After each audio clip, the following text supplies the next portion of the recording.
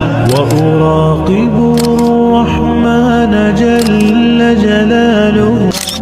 প্রত্যেকটা মুসলমান এটা বিলিভ করতেছে যে মাটির নিচে বরফের প্লেট আছে, একটা প্লেটের সাথে বাড়ি খেয়ে যদি চাপ সহ্য না হয়, তখন একটা প্লেট সরে গেলে, বরফের প্লেট সরে গেলে ভূমিকম্প হয়। কিন্তু মুসলিমরা হাদিসটাকেও বিলিভ করতেছে না, যে যেখানে গান বাজনার ব্যাপকতা হবে,